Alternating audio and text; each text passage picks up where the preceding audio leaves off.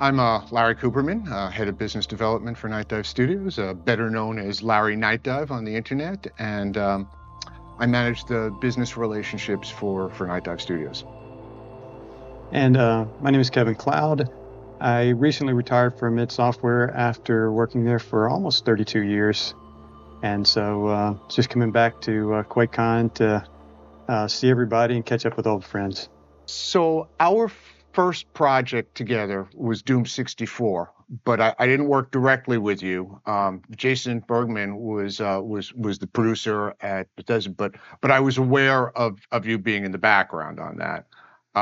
But we did Quake and Quake 2 together. Yep.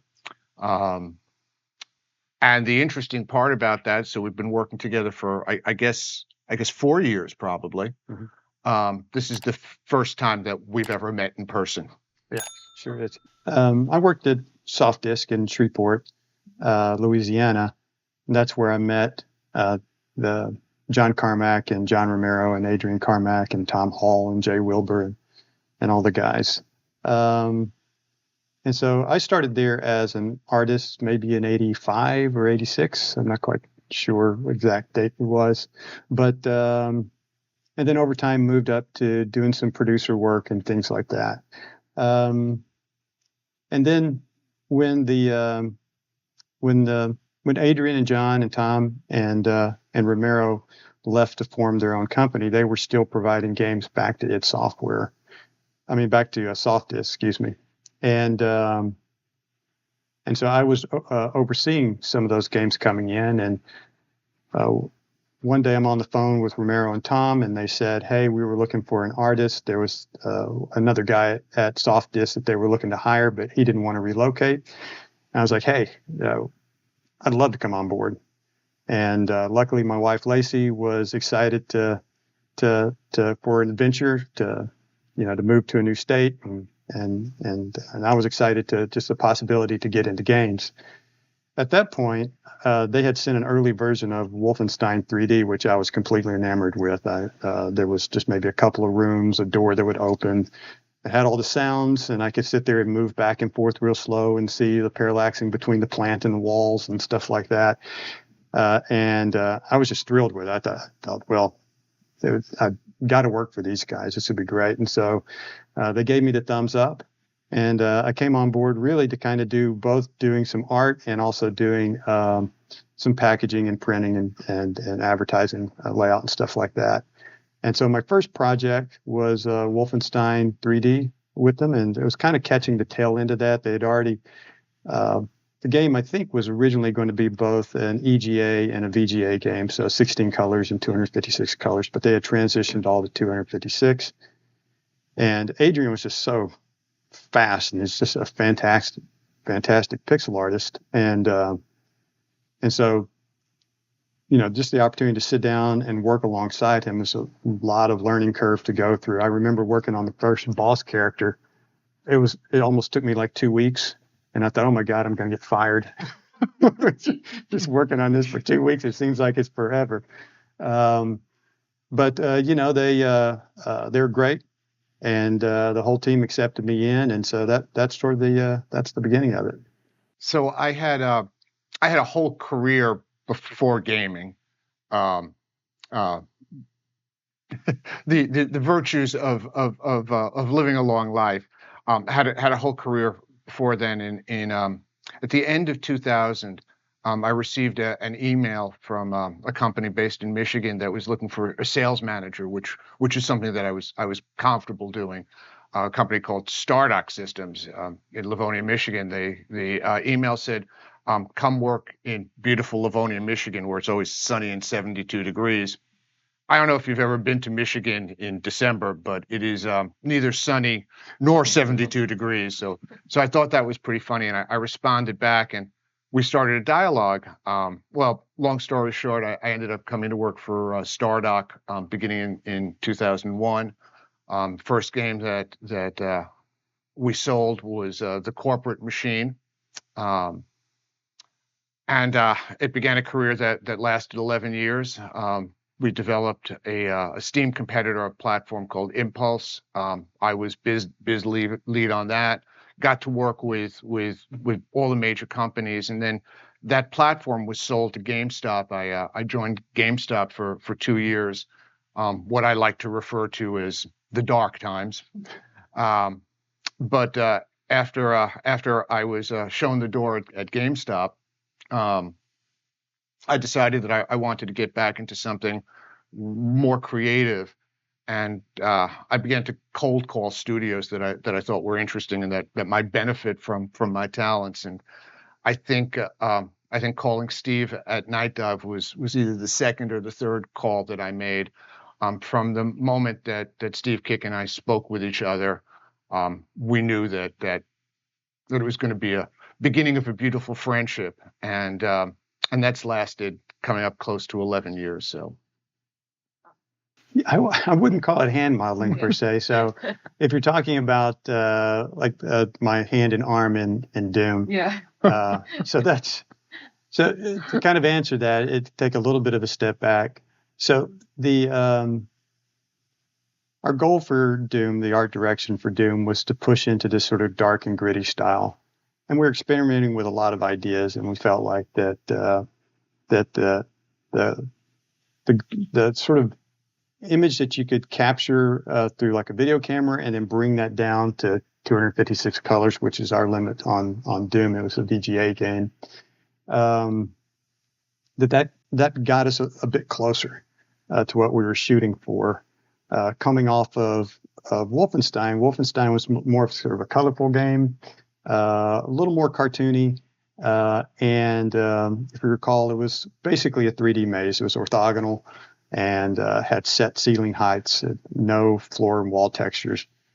With Doom, all those limits were removed. We had you could have walls at any angle, different ceiling heights. You could have stairs and textures on the walls and ceilings. And so we thought we were really going to be pushing the limits of reality, right? So looking back, that was a little silly, of course, but we were doing our best.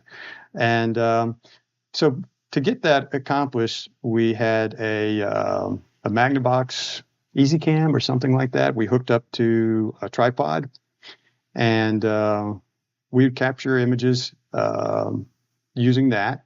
I would have different, like I'd go to the toy store and buy like a little gun and use that as a source model.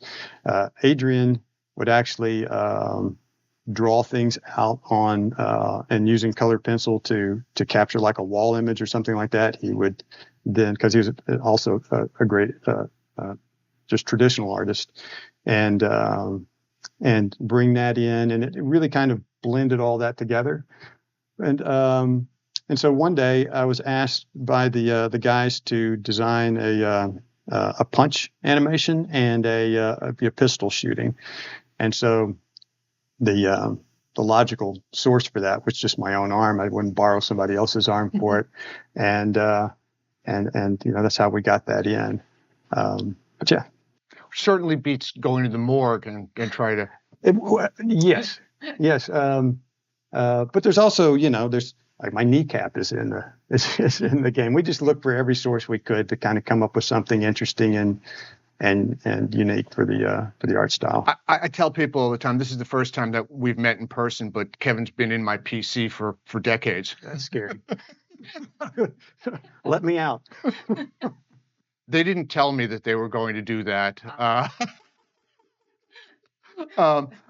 So they just grabbed one of my pictures and drew over it, and so I've achieved a kind of form of immortality. I'm going to go first on this one. Go for it. I will tell you that Wolfenstein 3D was the game that when I played it the first time, I said, I want to be involved with this, and have been for one way or another for the last 30 years or so. It was absolutely meaningful. When Doom came out, I didn't think that we could push the limits of reality any further than that. I thought that was absolutely the ultimate. And Doom was not only a game that was important to me personally, but the Doom was a game that I played with my son. And back in those days, doing a LAN took a lot of work and creativity. Yep. And I remember hooking up a notebook to a desktop PC so that we could play Doom together. I should also tell the audience, just people say all the time, "Oh, you've been in the games business. You must be really good." No, I absolutely suck at video games. I love them. Those two things are not proportionally related, but I absolutely suck. And one of my stories was that when we were testing multiplayer for Quake 1, this was a match just played with Night Dive, and maybe Mike Rubitz was in there, but it was just us chickens that I actually finished a round with -1 frags. I'm very proud of that. For me, working on Doom 1 and 2 has had a lot of great memories with that.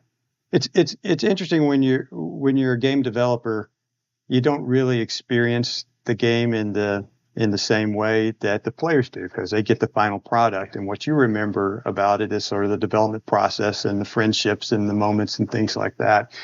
And the end result of it is the game, whereas a person who's opening up for the first time, they sort of just see it as this cleaner product. So, when I work on these re-releases, worked on Doom and Doom 2, we've worked on Quake and Quake II. It brings back a lot of those fond memories of the early days, especially when we go in and start sourcing, looking at old art that didn't make its way into the game and things like that. So that brings up a lot of incredible memories. And for me also, although I didn't get a chance to finish up on this project, which I really wanted to do, I retired before it was, obviously before it was done. We did an early update of Doom 1 and 2, which is a great project, but we weren't able to get multiplayer into it. We weren't able to get an integrated, mod upload and download system, which is, to me, mods are a critical part of the long-term success of Doom. I think if you would not have had modding in Doom, it would not be as memorable as it is today. It just kind of keeps breathing new life into it. The mod community keeps coming back and bringing new vision to it. So last night I spent probably 2 hours just downloading mods. Yeah. I will say that the Akimbo double barrel shotgun is probably maybe my new favorite in this one particular mod. But getting a chance to get that started and get all the sort of original vision of Doom 1 and 2 out in a package like was just released yesterday is, fantastic. We have a lot of great clients at Night Dot. We do. And I'm really fortunate in the companies that I get to work with. NBC on the Turok games, and also working with the team at Disney and Lucas on Star Wars Dark Forces. But there is no company that we work with that has more of a commitment to the community than id Bethesda. I appreciate that. Yeah, I mean, I think they're taking, it's always taken a strong push towards that, and it's kind of waned and came back, but yeah, community is core to our long-term success, I think. And I know it's a difficult relationship to maintain. That said, I think that the people in the public, our users, really need to be aware that both companies make a real commitment to the players and to the modders out there. Can I get a Steam key for things? Maybe. Okay.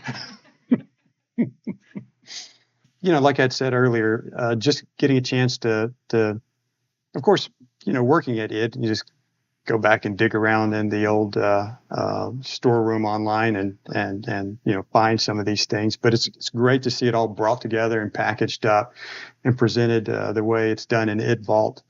And there's a lot that from a development perspective, I think it's kind of a good sort of peek behind the curtain for gamers to see it. But for me, it's a reminder of sort of how we got there. It's been a long time, and so you get a chance to sort of remember the process of how we made it, the steps we went through. We were moving so quickly. There's an image of the Pinky where I'd modeled the top of it with clay, but it kept on falling apart every time I wanted to animate it. So I basically said, "The heck with that." I took like a little dinosaur creature and used that as the bottom leg just to get the placement of the movement, just so I could actually figure out how to animate it. Because one of the things is that, when you're doing these games as, Doom is 3D per se, but technically not. All the characters are just flat sprites. And so we make them look like they're 3D, like you can walk around them by creating different rotations.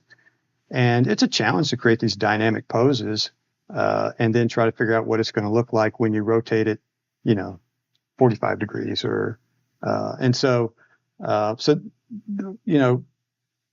we actually, when we were developing those characters, we used that video capture system I mentioned earlier. We put our models that we were sculpting on a Lazy Susan that was created by the guy who did maintenance for the building.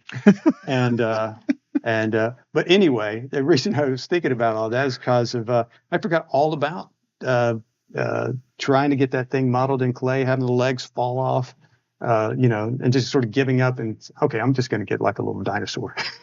Just place it, and of course textured over that. But it just brings back memories of sort of those early days where we were just experimenting with a lot of different ideas to get something as cool as we could out in a reasonable time. When Kevin asked us to include a vault in Quake was the first one.